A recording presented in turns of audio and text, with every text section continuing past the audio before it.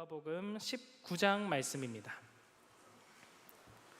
누가복음 19장 1절에서 10절까지 말씀.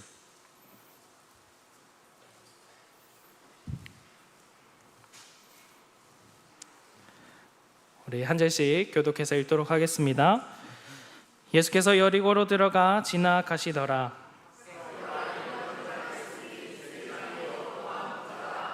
그가 예수께서 어떠한 사람인가 하여 보고자 하되 키가 작고 사람이 많아 할 수 없어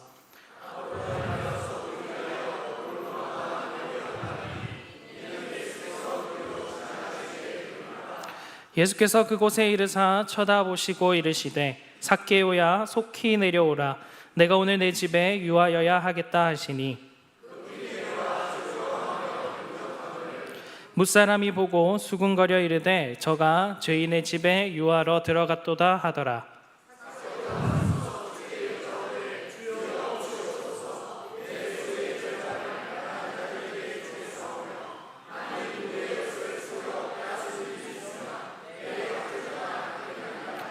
예수께서 이르시되 오늘 구원이 이 집에 이르렀으니 이 사람도 아브라함의 자손이미로다. 인자가 온 것은 잃어버린 자를 찾아 구원하려 함이니라. 아멘. 할렐루야. 한 주간도 평안하셨습니까? 평안하셨습니까? 네, 어쩌면 또 평안하지 않은 우리의 삶 속에서도 언제나 우리 가운데서 일하시는 하나님을 늘 의지하면서 우리 한 걸음 한 걸음 하나님과 동행하는 우리의 삶이 될 수 있기를 간절히 소망합니다.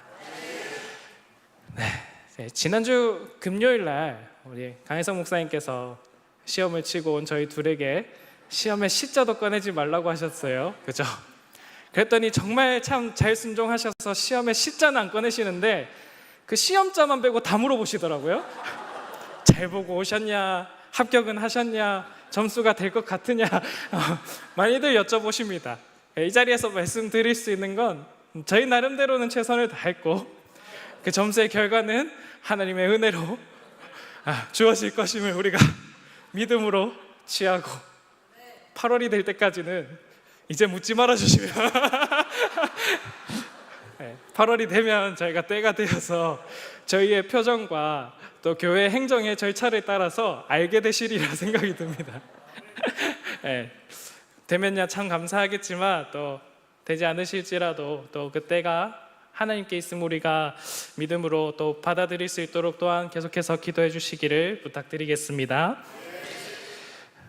오늘 말씀은 정말 너무나도 잘 아는 말씀이고 제가 2017년 새날교회 부임해서 오예배 설교를 할 당시에 한번 활용했었던 설교 본문 말씀입니다.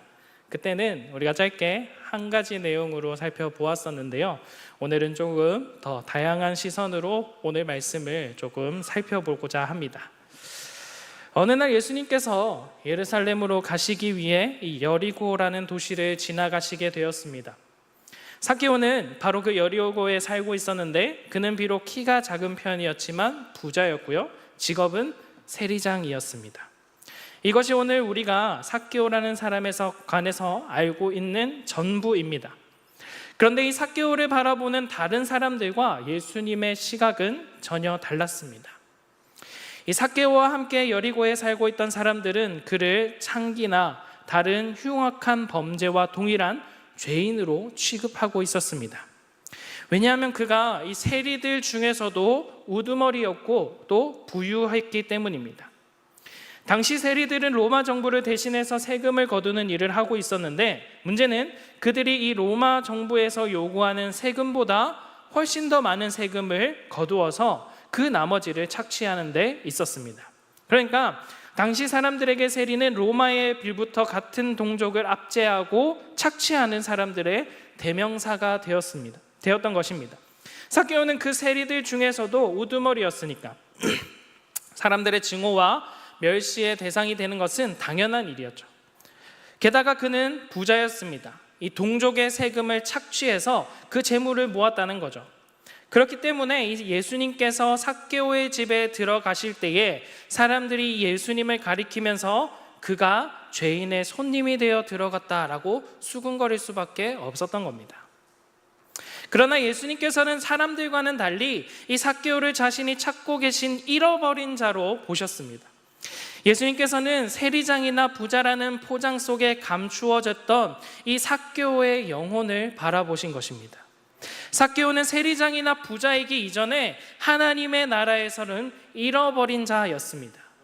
예수님께서는 자신이 바로 그와 같이 잃어버린 자들을 찾아 구원하시기 위해 오셨다라고 말씀하십니다. 누가복음 15장에서도 예수님을 잃어버린 자 양 한 마리를 애타게 찾는 목자의 모습으로 묘사하고 있다는 것을 우리가 볼 수 있습니다. 예수님께서 여리고를 지나가시다가 삭개오가 매달려 있던 이 돌무화과 나무 아래 서서 삭개오를 올려다 보셨을 때 그 예수님을 바라보던 삭개오를 본 예수님의 눈빛은 잃어버린 양 한 마리를 찾기 위해 산과 들을 헤매고 다니던 목자의 눈빛과도 같았을 것입니다. 그 눈빛 앞에서 삭개오의 마음은 녹아내렸고 예수님께서 삭개오에게 내려오라고 말씀하셨을 때 삭개오는 즉시 나무에서 내려와 예수님 앞으로 달려왔고 그분을 자신의 집으로 모셔드렸습니다. 사실 삭개오의 입장에서 보면 삭개오 자신은 나름대로 자신의 목표를 향해서 열심히 살아왔다라고 말할 수 있을 것입니다. 세리들 중에서 우두머리가 되기까지 그는 누구보다 열심히 일했을 것이고 사람들이 자신을 죄인 취급을 하면 할수록 그는 그것에 대한 보상 심리로 더욱더 악착같이 돈을 착취하고 그 돈을 모았을 것입니다. 그리고 그는 어느 정도의 지위를 얻었고 많은 재물을 소유했습니다. 그런데 어느 날 문득 그는 지금까지 앞만 보고 열심히 살아온 자신의 삶 속에서 아무런 의미를 발견할 수 없다는 사실을 깨닫게 되었던 것 같습니다. 그는 이 마음속에서 심각한 갈증을 느끼고 있었던 것 같습니다. 어떻게 이런 고민을 했으리라고 짐작할 수 있느냐? 그것은 이 삭개오가 예수님을 너무나 간절히 보고 싶어 했다라는 데서 짐작할 수 있습니다. 우리 3절 말씀 함께 다시 한번 더 읽어보겠습니다. 그가 예수께서 어떠한 사람인가 하여 보고자 하되 키가 작고 사람이 많아 할 수 없어. 아멘. 그가 예수께서 어떠한 사람인가 하여 보고자 하되 라고 기록하고 있습니다. 남몰래 고민하던 삭개오, 자신의 삶의 의미, 자신이 지금까지 살아온 이 삶이 어떠한 모습인지 고민하고 어떠한 의미도 발견할 수 없음을 깨닫고 그 심각한 갈증을 느끼고 있던 이 삭개오에게 예수님에 관한 소문이 들었습니다. 수많은 사람들의 삶의 변화를 일으키셨다는 그분이 지금 자신이 살고 있다라고 하는 그 여리고를 지나가신다는 말을 듣게 된 것입니다. 그 예수님을 직접 볼 수 있는 기회를 가진다는 것은 정말 흥분되는 일입니다. 혹자는 삭개오가 단순한 호기심으로 예수님을 보고 싶어 했다라고 말하지만 본문을 자세히 본다면 단순한 호기심이었다면 평소 자신의 죄인 취급하던 사람들을 비집고 들어가서 그들 사이에 함께 서서 예수님을 구경하라고 할 수 있었겠습니까? 작은 키라는 이 핸디캡, 자신의 어떤 열등적인 상황을 가진 이 사람의 자존심이 과연 이 일들을 허락했겠냐라는 것입니다. 더군다나 명색이 이 세리들의 장, 세리들의 우두머리라는 이 사람이 어린아이와 같이 나무 위에 올라가서까지 예수님을 구경하려고 했냐라는 것입니다. 삭개오는 예수님이 너무나도 보고 싶었습니다. 왜냐하면 다른 사람들의 삶을 변화시키셨던 분이라면 혹시나 지금 자신의 삶에 어떠한 의미를 찾게 해줄지도, 자신의 삶을 변화시켜 주실지도 모른다라는 어떠한 기대가 그 안에 숨겨져 있었기 때문입니다. 예수님은 그런 삭개오의 영혼을 보셨습니다. 삭개오는 너무나도 신이 났죠.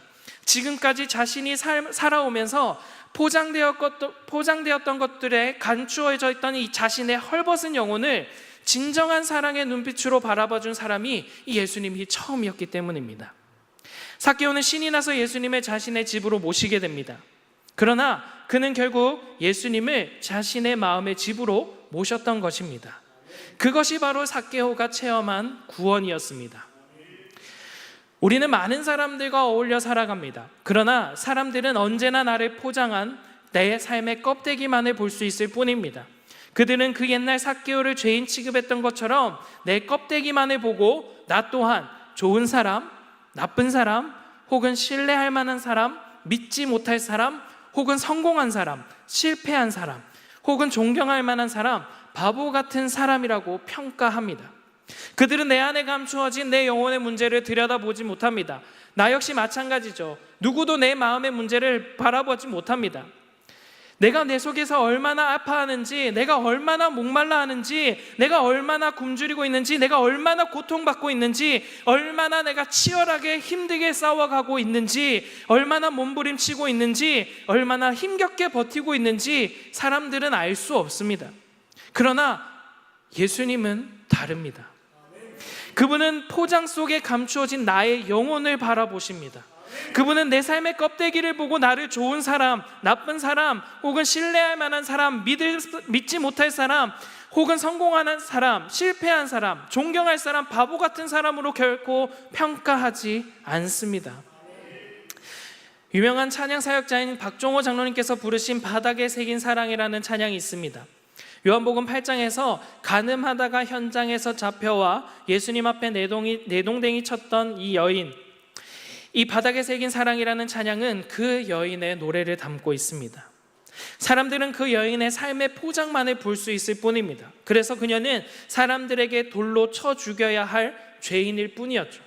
그러나 예수님은 달랐습니다. 그분은 그 여인의 수치와 죄를 보신 것이 아니라 헐벗고 가난하고 갈급한 영혼을 보셨습니다. 예수님께서는 죄 없는 자가 먼저 돌로 치라고 말씀하시고 몸을 굽혀 땅에다 글씨를 쓰셨습니다. 그리고 사람들이 모두 물러간 후에 예수님께서는 그 여인의 죄를 용서해 주십니다. 그 여인은 삭개오처럼 또 한 사람의 잃어버린 자였던 것입니다. 예수님께서는 그 여인을 찾았고 그 여인에게 구원을 주셨고 또 한 사람의 잃어버린 영혼을 하나님의 나라로 들여보내셨습니다.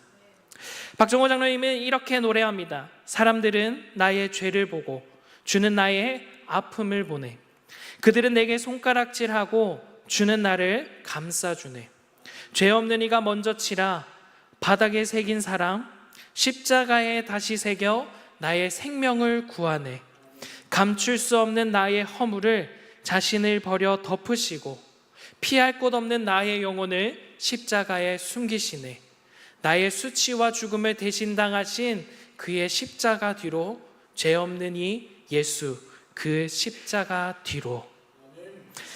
이 찬양을 들으면서 저는 삭개오가 예수님을 집으로 모신 후에 주님 보십시오. 내 소유의 절반을 가난한 사람들에게 주겠습니다. 또 내가 누구에게서 강탈을 했으면 4배로 갚아주겠습니다라고 이 삭개오로서는 상상할 수 없을 만큼 엄청난 결단을 했던 것이 이해가 갔습니다. 난생처럼 삶의 껍데기가 아니라 그 껍데기 안에 감추어진 자신의 영혼을 사랑과 용서와 긍휼의 눈으로 바라보아 주셨던 분, 그분 앞에서 자신이 생명처럼 붙들고 있던 이 많은 재물은 더 이상 아무런 의미가 없었고 그동안 자신이 의지하며 살아왔던 삶의 방식도 아무런 가치가 없었습니다. 그는 예수님을 얻기 위해 모든 것을 배설물처럼 버렸다는 사도 바울의 고백과 같이 예수님을 얻기 위해 모든 것을 버리는 위대한 결단을 내렸습니다. 그렇게 예수님을 만나고 삭개오는 변화되었습니다. 더 이상 잃어버린 자가 아니었습니다. 그는 이제 아브라함의 자손이라 칭함받으며 하나님의 언약 안에 다시 들어가게 되었습니다. 그리고 그는 더 이상 탐욕스러운 부자가 아니었습니다. 그는 자신의 것을 이웃과 나눌 수 있는 진정한 부자가 된 것입니다. 이제 중요한 것은 우리 자신입니다. 오늘 삭개오의 이야기가 우리에게 던져주는 것은 무엇입니까? 그것은 오늘도 주님께서는 잃은 자를 찾고 계신다라는 것입니다. 그분만이 우리의 삶의 포장들 속에 감추어진 우리의 영혼을 향한 사랑과 관심을 가지고 계신다라는 것입니다. 그분만이 내 안에 감추어진 진정한 영혼의 필요를 아십니다. 그분만이 내 영혼의 가난함과 갈급함을 아십니다. 그분만이 내 영혼의 아픔과 내 상처를 아십니다.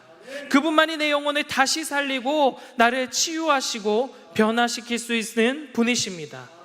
그렇다면 어떻게 우리 그 주님과 만날 수 있겠습니까? 우선 첫 번째 단계는 이 변화에 대한 열망과 주님을 만나야겠다라는 열망이 필요합니다. 삭개오처럼 삶의 포장으로 감추어진 자기 자신 안에 사람들은 보지 못하는 문제가 있다는 사실을 자각하고 그 문제를 해결할 수 있는 분은 오직 예수 그리스도 한 분뿐이라는 것을 인정하며 예수 그리스도께서 내 삶에 어떤 일을 행하시기를 뜨겁게 사모하고 간절한 그 소망 가운데 살아가야 합니다. 사모함과 열망이 없이는 예수님의 걸음을 멈추어 나를 주목해 하실 수 없는 것입니다. 두 번째 단계는 예수님의 부르심입니다. 잠언 8장 17절에 나를 사랑하는 자들이 나의 사랑을 입으며 나를 간절히 찾는 자가 나를 만날 것이니라 라고 기록하고 있습니다. 마찬가지로 간절한 마음으로 예수 그리스도를 구하고 찾는 사람들에게는 반드시 예수 그리스도의 부르심이 있습니다. 그것은 기도 중에 들리는 음성이나 감동일 수도 있고, 성경 말씀을 읽거나 듣는 중에 일어나는 감동이나 깨달음일 수도 있고, 주변 사람들이나 사건들을 통한 깨달음일 수도 있습니다. 만일 우리가 민감하게 살피기만 한다면 그것이 어떤 것이든 예수 그리스도께서 우리의 마음의 문을 두드리는 순간을 우리는 알 수 있을 것입니다. 세 번째 단계는 그 부르심에 응답하는 것입니다. 요한계시록 3장 20절에는 보라, 내가 문 밖에 서서 문을 두드리고 있다. 누구든지 내 음성을 듣고 문을 열면 나는 그에게로 들어가서 그와 함께 먹고 그는 나와 함께 먹을 것이다 라고 약속하고 있습니다. 예수님께서 삭개오의 집에 유하시기를 원하셨을 때 삭개오가 즉시 예수님을 자신의 집으로 모신 것처럼 예수님께서 우리의 마음을 두드리실 때 우리는 즉시 우리의 마음의 문을 열고 주님께 응답해야 합니다. 우리는 주님께서 우리의 마음을 두드리고 계신다는 것을 깨달을 때 이렇게 기도할 수 있을 것입니다.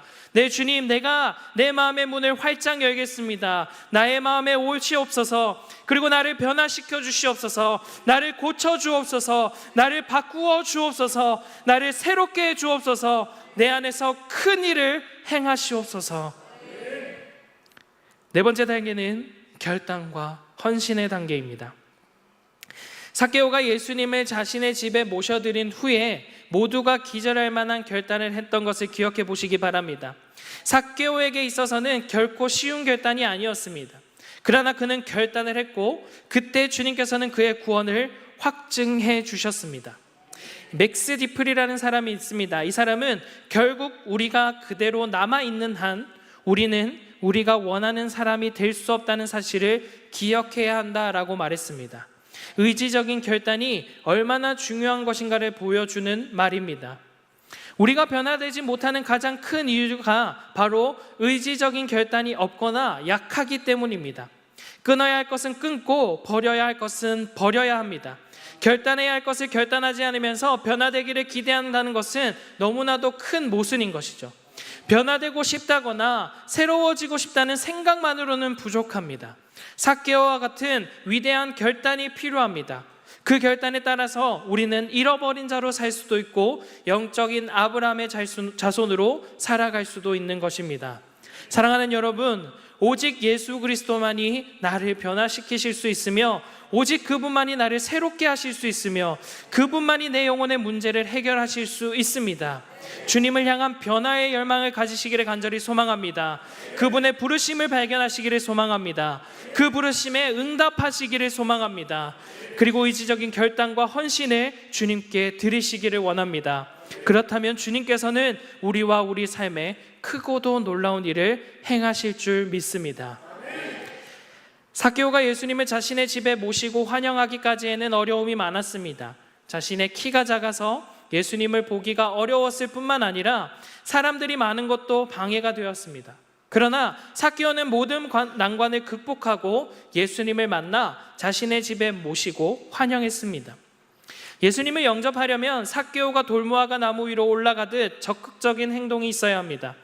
가나안 여인이 딸의 병에 고침을 얻으려고 예수님께 호소했으나 무시하고 대답을 해주지 않을 뿐만 아니라 개로 비유받는 천대에도 불구하고 낙심하지 않고 끝까지 참아 마침내 소원을 성취하였습니다. 예수님을 믿으려면 난관이 있지만 끝까지 참는 자에게 구원이 임하는 것입니다. 예수님을 만난 삭개오는 자발적으로 다음과 같은 중대한 두 가지 결정을 하였습니다.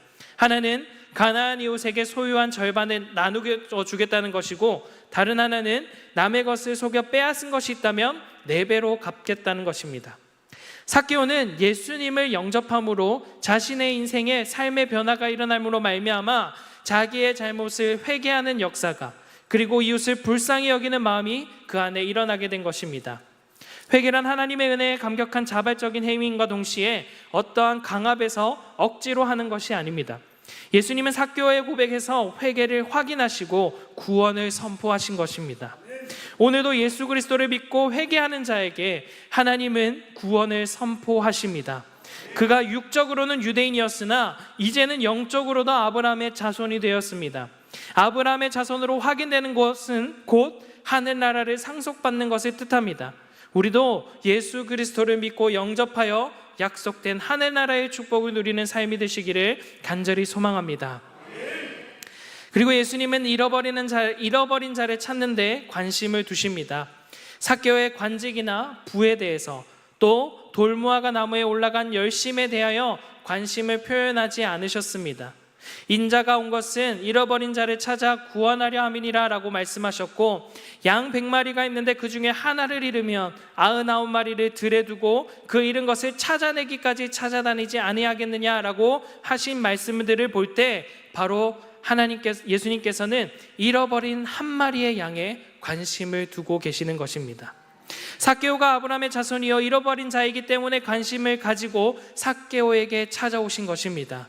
예수님이 삭개오를 찾아온 그 자체가 큰 은혜이며 큰 축복입니다. 그러므로 예수님의 큰 은혜를 입은 삭개오는 돌무화과 나무 위에서 속히 내려와 예수님을 영접하게 된 것입니다. 오늘도 예수님은 우리들에게 찾아오셔서 우리의 마음속에 속삭이십니다. 내가 너를 찾았노라. 내가 나에게 옴이 기쁨이라. 네가 내 즐거움이라. 네가 내 사랑이라. 오늘 이 말씀에, 이 속삭임에 함께 기뻐하고 즐거워하고 감사함으로 주님 앞으로 한 걸음 한 걸음 더 가까이 나아가는 저와 여러분의 삶이 되실 수 있기를 간절히 소망합니다. 오늘 말씀을 정리하면서 이 삭개오를 통해 오늘 우리에게 말씀하시는 것들을 다시 짚어보고자 합니다. 먼저 예수님께서는 우리를 구원하시기 위하여서 이 세상에 오셨고 죄인 삭개오의 집에 찾아오셨습니다.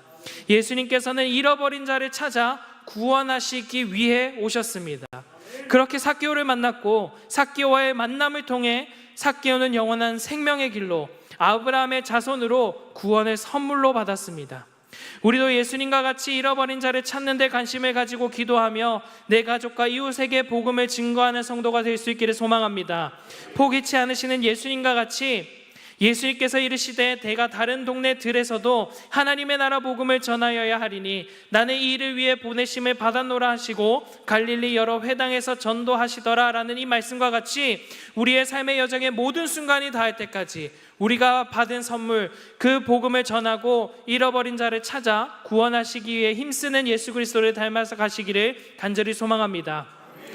두 번째로 삭개오가 돌무화과 나무 위에 올라가 예수님을 보려고 한 것은 틀림없습니다. 그러나 예수님과 삭개오의 만남이 이루어지도록 먼저 계획하신 분은 삭개오가 아니라 예수님이셨습니다. 왜냐하면 예수님께서 돌무화과 나무 위에 있는 삭개오에게 내가 너희 집을 방문해도 괜찮겠느냐라고 물으신 것이 아니라 내가 내 집에 유하여야 하겠다라고 말씀하신 것입니다. 그리고 예수님은 삭개오와 같이 사람들로부터 잃어버린 자들을 찾아가는 것이 곧 하나님의 뜻이자 예수님의 지상사역의 목적임을 10절 말씀에서 강조하셨기 때문입니다. 삭개오의 집에 유하여야겠다는 말씀은 구세주로서 삭개오를 부르신 것입니다. 아울러 우리는 이 하나님께 많은 것을 빼앗길수록 하나님께 크게 쓰임받게 되는 것입니다. 사실 우리가 주님의 일을 도와주는 것이 아닙니다. 그것은 교만한 생각이죠. 주님께서 우리를 주님의 일에 사용하시는 것입니다. 주님의 일을 우리가 도와주는 것이 아니고 오히려 우리가 주님께 사로잡혀서 주님께 쓰임받는다는 것을 분명히 기억해야 합니다. 삭개오는 부자였지만 마음의 공허함은 돈으로 해결할 수 없었습니다. 예수님을 만나고 싶었지만 사람들이 많았고 키가 작아서 그는 돌무화과 나무 위로 올라갔습니다. 세리장으로 돌무화과 나무 위에 올라간 행동은 자기 체면과 자존심을 모두 부인한 것입니다. 주님께서 그 돌무화과 나무 밑에 오셔서 주의 삭개오를 부르셨습니다. 삭개오야 내려오라. 오늘 내가 너희 집에 유하여야 하겠다. 삭개오는 주님께 엄청난 영적 은혜를 받게 됩니다. 집으로 예수님을 모시고 간 삭개오는 그 자리에 서서 이렇게 고백합니다. 내가 가진 재산의 절반을 팔아 가난한 사람에게 주고 남의 것을 속여 빼앗은 일이 있으면 내 갑절로 갚겠나이다 라고 말합니다. 삭개오의 회개가 즉각적인 자선행위로 연결된 것은 회개의 본질적인 의미를 깨닫게 합니다.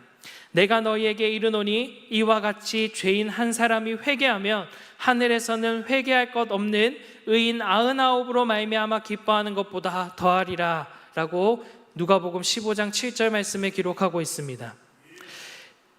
우리의 삶의 여정 가운데 하나님께서 우리 가운데 허락하신 모든 것들을 기쁨으로 받아들이고 우리의 것이 아니라 하나님의 것임을 기억하며 우리의 것으로 취하였던 우리의 삶의 자리를 회개함으로 돌아가는 저와 여러분의 삶이 되기를 간절히 소망합니다.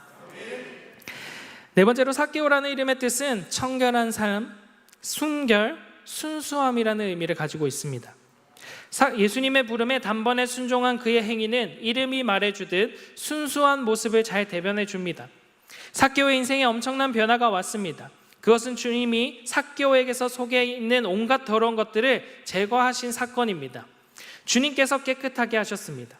회개는 우리의 힘으로 되지 않습니다. 우리가 주님을 향하여 가기만 하면 주님께서는 큰 능력의 손으로 우리를 붙잡으셔서 죄악과 세상 풍습과 더러운 것들을 빼앗아 가는 것입니다. 삭개오는 국경도시 여리고의 세리장으로 백성을 착취하여 부자가 되었기에 사람들에게 조롱과 미움을 받는 사람이었습니다. 부자며 지위가 높은 삭개오에게 예수님을 만나보려고 했으나 장애가 있었습니다. 가장 큰 장애, 키가 작은 것은 자신의 탓이겠죠. 두 번째, 사람이 많이 몰려있는 것은 남의 탓이기도 합니다. 그러나 삭개오는 누구도 탓하지 않고 돌무화과 나무에 올라가 예수님을 만나게 되었습니다. 내적으로는 마음에 불안과 고민이 있었고 외적으로는 시민들에게 소외와 미움을 받았지만 예수님을 만남으로 이런 일들은 일소화되고 오히려 기쁨과 감격이 넘치게 되었습니다. 삭개오가 예수님을 영접하게 되었을 때 사람들은 수군거렸습니다. 그러나 삭개오는 자신의 잘못을 깨닫고 뉘우쳤더니 예수님께서는 오늘 구원이 이 집에 이르렀다라고 말씀하십니다. 구원은 죄의 권세에서 해방받음을 의미하고 예수 그리스도와 함께 살아가는 것을 의미합니다. 구원은 개인적이지만 삭개오가 구원받음으로 온 집이 구원에 참여할 것을 말씀하신 것입니다. 당대의 민족 수탈자인 삭개오의 구원은 아무리 악한 사람이라도 구원의 대상에서 제외되지 않는다는 하나님의 크고 무한하신 사랑을 보여주고 있습니다. 여섯 번째로 삭개오는 물질관에 큰 변화를 일으켰습니다. 절반을 팔아 가난한 사람에게 주고 속여 빼앗은 일이 있으며 4배나 갚겠다는 것입니다. 참된 부자는 물질을 땅에다 쌓아둔 사람이 아닙니다. 오히려 주님을 위해서 물질을 사용한 사람이 진정한 부자가 되는 것입니다. 진실한 부자는 자신의 영혼을 위해 하늘의 보화를 쌓아두는 사람입니다. 삭개오는 예수님을 영접하자 자신의 모든 재산을 포기합니다. 이 같은 삭개오의 태도는 영생을 사모하여 예수님께로 나아왔다가 내 모든 소유를 다 팔아 가난한 자들에게 나눠주라는 예수님의 말씀을 듣고 심히 근심하여 돌아갔던 부자 관리아의 모습과는 너무나도 대조적입니다. 예수님께서는 제자의 조건으로 자신을 부인하며 자기 십자가를 지고 따를 것을 말씀하십니다. 또 다른 인생의 큰 변화는 인생관입니다. 예수님을 만나기 전에는 돈이 인생의 전부였고 가장 좋았고 믿음직했던 것이었습니다. 그러나 예수님을 만나자 예수님이 물질이나 권력보다 더 좋아진 것입니다. 삭개오처럼 예수님을 깊이 만나 세상적인 것과 육신적인 것들을 모두 주님을 위해 포기할 수 있어야 합니다. 예수님보다 더 좋은 것이 없어야 합니다. 주님의 일보다 충성하는 것보다 더 재밌는 일이 없어야 합니다. 예수님께서 이르시되 내 마음을 다하고 목숨을 다하고 뜻을 다하여 주 너의 하나님을 사랑하라 하신 이 말씀을 우리 마음 가운데 취하고 살아갈 수 있는 저와 여러분의 삶이 될 수 있기를 간절히 소망합니다. 여덟 번째로 의사인 맥스웰 멀치는 오늘을 사는 현대인들 중 95%가 열등감에 시달린다라고 말하고 있습니다. 여러분들 한 사람 한 사람에게도 각자가 가진 열등감이 있을 것입니다. 이 열등감은 어디서부터 생길까요? 열등감은 타인과의 비교에서부터 옵니다. 다른 사람과 나의 용모, 학벌, 재능, 가정 환경을 비교하면서 많은 이들이 불필요한 고통을 안고 살아가고 있는 것입니다. 지나친 열등감을 가진 사람들은 극단적인 독선이나 아집에 얽매일 수 있고 또한 자신의 열등감을 메우기 위해서 허세와 사치 그리고 과대포장 등의 징후를 보이기도 합니다. 또 이런 열등감에서 미움과 질투가 생겨나기도 하고 쉽게 낙심하고 포기하는 나약한 자세를 보이기도 합니다. 열등감은 때로는 부정적인 방향으로 보상받으려 합니다. 그럴 때 타인에게 엄청난 피해를 주기도 합니다. 나폴레옹은 작은 키로 어릴 때부터 조롱을 많이 받았습니다. 그는 그 열등감에 대한 보상 심리로 세계의 정복자가 되었습니다. 히틀러는 불우한 가정의 비관적인 삶을 보상받기 위해 독재자로 변신하여 수많은 유대인을 학살하는 만행을 저질렀습니다. 반면에 이 열등감을 창조적으로 극복하며 유익을 얻은 성경의 인물들도 있죠. 사도 바울은 볼품없는 외모의 육체적 가시에 열등감도 있었습니다. 이로 인해 하나님을 더욱 의지하였고 결국 위대한 사도로 발전해 나갈 수 있었습니다. 그의 약함과 부족함이 오히려 하나님의 능력을 입는 조건이 되는 것이라고 스스로 고백하면서 그것을 취하였기 때문입니다. 하나님께서는 우리들을 각자 다른 외모와 성격, 재능으로 창조하셨습니다. 강가에 굴러다니는 돌도 똑같은 모습이 없듯이 사람들은 모두 각기 다른 모양으로 지어졌습니다. 지구상 60억 인구 중 똑같은 사람은 아무도 없습니다. 성경에서도 우리는 각기 다른 은사를 가지고 있다고 말하고 있죠. 따라서 우리는 하나님의 형상으로 지음받은 귀중한 존재들임을 고백할 수 있어야 합니다. 내가 아무리 부족해도 나는 하나님의 닮은 사람이며 하나님의 작품입니다. 나를 지으신 예술가가 하나님이심을 생각한다면 우리는 자신에 대해 자존감과 자부심을 가질 수 있어야 할 것입니다. 나는 지구상에 하나밖에 없는 하나님의 유일한 창조물임을 기억하며 보다 긍정적이고 자신감 있는 삶을 살아갈 수 있기를 간절히 소망합니다. 여러분들은 하나님의 걸작품입니다. 9번째로 주님께 올인한 삭개오입니다. 알렉산더가 페르시아를 정복할 때 성 정문 옆에 거대한 실타래가 묶여있고 그 아래 이런 글씨가 써 있었다고 합니다. 누구든지 이 실타래를 풀면 세계의 지배자가 될 수 있다라는 글자입니다. 많은 사람들이 그 실타래를 풀려고 애를 썼지만 모두 실패했습니다. 그러나 알렉산더는 그 글을 보고 한번 웃더니 자신의 칼을 들어 단칼에 그 실타래를 끊어버렸습니다. 여러분, 단순해야 합니다. 좋은 삶의 삶의 모델을 선택했다면 그 모델에 올인해야 성공의 가능성이 높아집니다. 우리가 주님을 선택했다면 우리는 주님에게 올인할 수 있어야 합니다. 삭개오는 주님께 올인했습니다. 그가 주님을 보고 싶어 돌무화과 나무 위로 올라갔을 때 예수님께서 삭개오를 보고 말했죠. 내가 오늘 내 집에 머물겠다.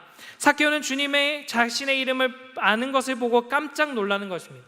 내 이름을 안다는 것은 무슨 말입니까? 나의 본내와 고통, 나의 갈증과 꿈과 나의 기도 제목, 나의 그 어떠함도 모두 다 안다라는 것입니다. 그 모든 것에 삭개오는 감격하고 예수님을 영접하고 예수님께 모든 것을 내어드렸습니다. 삭개오는 키는 작았지만 영적인 키는 컸습니다. 배도 컸지만 배포는 더욱더 컸습니다. 머리도 컸지만 마음은 더욱더 컸습니다. 그가 주님께 올인하는 순간 그의 얼굴에는 천국의 미소가 생기고 그는 증오와 멸시의 대상에서 사랑과 존경의 대상으로 바뀌었을 것입니다. 착취하던 손이 봉사와 섬김의 손으로 바뀌고 그 뒤 많은 친구들을 얻고 주님을 위해 헌신하며 살았을 것입니다. 삭개오는 예수님께서 많은 군중, 특히 키가 큰 사람들로 인해 가리워져 예수님을 바라볼 수 없게 되자 돌무화과 나무 위로 올라갔습니다. 오늘날에도 소위 예수님을 믿는다고 자칭하며 다른 사람이 예수님 가까이 가거나 볼 수 없도록 가리우는 사람들이 많이 있습니다. 크리스천이라 자처하면서 예수님의 이름을 더럽히는 사람들로 인해 예수님을 포기하거나 멀리하지 않고 삭개오처럼 장애를 물리치고 돌무화과 나무 위로 올라가 예수님을 바라보고 영접합시다. 예수님을 만난 삭개오는 완전한 변화의 자리로 나아왔습니다. 이전의 삶이 어떠했든, 그가 어떤 열등감에 빠져 살았든, 그가 어떤 악한 행위를 저질렀든, 그래서 어떤 소외와 결핍을 가지고 있었는지 모두 다 알 수는 없습니다. 분명한 것은 예수님을 만난 이후에 그의 삶은 완전하게 변화하였다라는 것입니다. 예수님을 만나고 난 이후 그의 삶은 이전의 삶과는 180도 달라지겠다고 결단하였습니다. 이전의 삶을 회개하며 자신의 소유를 나누고 자신의 죄가를 분명하게 계산하여 4배나 갚겠다고 회개하며 시인하고 결단하고 헌신하였습니다. 오늘 우리의 삶에 찾아와 우리를 만나길 원하시는 이 예수님으로 인해 우리의 삶도 이와 같이 변화되기를 간절히 소망합니다. 예수님을 만나기 이전과 이후가 분명하게 변화되어지는 삶이 되시기를 소망합니다. 예수님으로 인해 우리의 삶이 이전과는 분명하게 달라지는 삶이 되시기를 간절히 소망합니다. 예수님으로 인해 우리의 그 작은 열등감마저도 변화시키셔서 새롭게 사용하시는 역사가 우리 안에 있기를 간절히 소망합니다. 우리 시간 함께 기도하실 때 주님, 이 시간 나를 만나 주시옵소서, 나를 찾아와 주시옵소서. 내 안에 열등감과 내 안에 연약함과 내 안에 있는 모든 것이 죽어가고 이 시간 예수님께서 채우시는 은혜와 사랑으로 충만하여지게 하여 주옵소서. 내가 움켜쥐고 있던 모든 것들, 내 것이라고 여겼던 것을 주님께 내어드리고 이 시간 하나님의 것으로 채움받는 역사가 있게 하여 주시옵소서.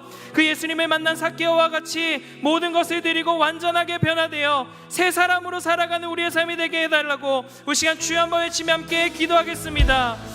주여,